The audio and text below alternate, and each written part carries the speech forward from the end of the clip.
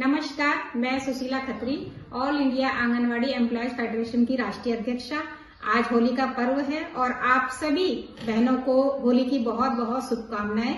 आपके जीवन से सभी दुखों का नाश हो और आपके जीवन में सुख, समृद्धि और खुशियों का वास हो। बहनों, एक बार फिर आंगनवाड़ी की समस्याओं को लेकर मुझे आपसे बात करनी है, इसलिए मैं आपके सामने प्रस्तुत हुई हूँ। जैसा कि आप सभी को जानकारी है कि 10 फरवरी को हमारी केंद्रीय कमेटी की बैठक दिल्ली में आयोजित की गई थी, जिसमें हमारी राष्ट्रीय महासचिव सावित्री चौधरी जी ने आप सभी बहनों से आह्वान किया था कि सरकार द्वारा जो ऑनलाइन नया काम दिया गया है फेस कैप्चर का और केवाईसी का, हम लोग इसे तब तक नहीं करेंगे जब तक कि सरकार द्वारा हमें नए मोबाइल उपलब्ध नहीं होते। लेकिन जो अभी हमें रिपोर्ट प्राप्त हुई है उसमें हमें ये पता चला है कि कई प्रदेशों में 80% कार्य जो है वो हमारी बहनों ने कर दिया है फेस कैप्चरिंग का और केवाईसी का। तो बहनों, संगठन द्वारा लगातार आपके लिए चाहे प्रदेश स्तर पे हो या राष्ट्रीय स्तर पे हो, आपकी समस्याओं को उठाया जा रहा है।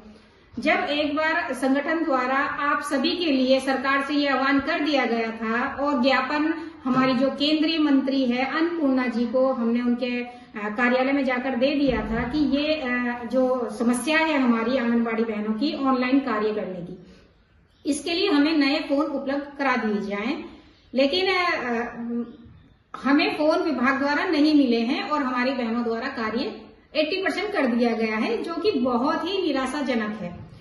अब मैं बात करती हूँ कि कुछ बहनों के हमारे फोन आए हैं कि अब हमारा मानदेय नहीं आया, होली का पर्व है और कई राज्यों में हमारी आंगनवाड़ी कार्यकर्ताओं का मानदेय नहीं दिया गया है। जनवरी, फरवरी और ये मार्च चल रहा है और कुछ बहनें आंदोलन के लिए बोल रही हैं, धरना प्रदर्शन के लिए बोल रही हैं। तो मैं आप सभी को ये कहना चाहूंगी कि जो काम हम कर चुके हैं और उस काम के मानदेय के लिए हमें आंदोलन करना पड़े, धरना प्रदर्शन कर, ये कोई लॉजिक नहीं है, क्योंकि जो काम हम कर चुके हैं इसके लिए तो सरकार को हमें मानदेय हमारा देना ही पड़ेगा।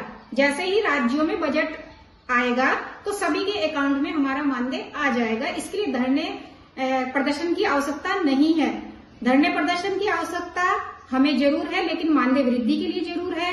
ऑनलाइन जो हमसे कार्य किया जा रहा है सरकार द्वारा, इसके लिए हमें जरूरत है आंदोलन की।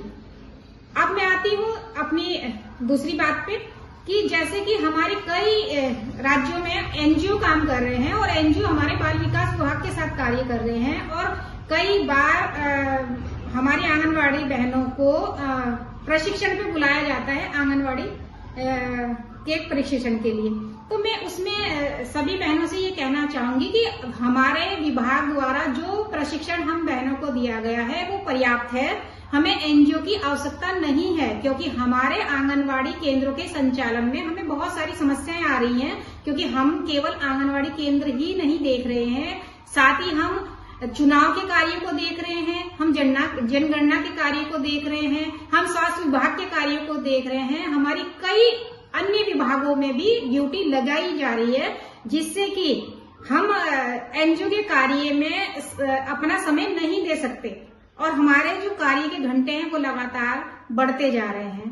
तो मैं चाहूंगी कि हमारा विभाग भी एनजीओ को इसमें शामिल ना करे और आंगनवाड़ी कार्यकर्तियों को भी इन गतिविधियों में शामिल ना हो, क्योंकि हमारे विभाग द्वारा हमें बहुत अच्छा प्रशिक्षण दिया गया है और हम अपने आंगनवाड़ी केंद्रों को बहुत अच्छे से उनको संभाल रहे हैं।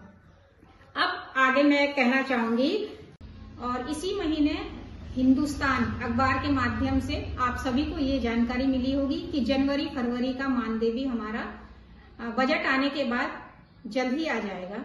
और क्योंकि हमारी बहनें बहुत परेशान हैं कि त्योहार के टाइम पे उनको मानदेय नहीं मिला है और वो खाली हाथ घर बैठे हैं, और हमारे जो विभाग में हैं वो एकल महिलाएं ज्यादा हैं, विधवा महिलाएं ज्यादा हैं, गरीब परिवारों की महिलाएं ज्यादा हैं। इसके बारे में एक बार हमारी सरकार को सोचना चाहिए। और इसी बात को लेके हमारा एक अन्य संगठन माननीय मुख्यमंत्री जी से भी मिला था, जिसमें उन्होंने काफी टाइम पहले ये बात कही थी कि समय पर हमें मानदेय दिया जाए, लेकिन अभी तक हमारी बहनों को मानदेय नहीं मिला है और होली पे हमारी बहनें सभी खाली बैठी हैं बिना मानदेय के।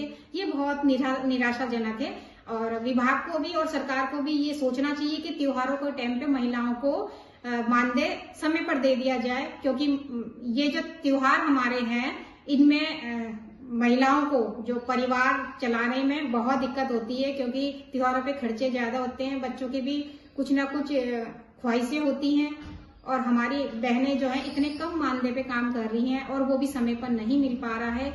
ये हम एक बार फिर अपने उत्तराखंड सरकार से भी और अन्य राज्यों की सरकारों से भी निवेदन करते हैं कि त्योहारों पर बिना कहे, बिना आवाज उठाए, बिना धरना प्रदर्शन के हमारा मानदेय हमारे खातों में डाल दिया जाए।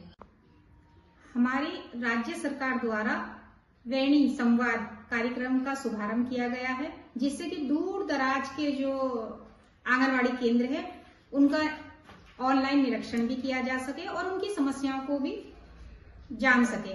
और इसकी शुरुआत माननीय मंत्री जी ने कर दी है और उन्होंने ये संवाद भी किया है आंगनवाड़ी कार्यकर्तियों से, तो बहुत अच्छी पहल है। और इसमें हमारे आंगनवाड़ी केंद्रों का जो भी है, हमारी बहनों का जो है वो बहुत ही अच्छा रिस्पांस मिला है। माननीय मंत्री जी से उन्हें बात करने का मौका मिला है और अपनी समस्याओं को डायरेक्टली उनको बताने का मौका मिला है, और ये एक बहुत अच्छी पहल है। माननीय मंत्री जी के लिए मैं धन्यवाद करना चाहूंगी संगठन की ओर से कि बहुत अच्छी पहल है। नमस्कार, धन्यवाद।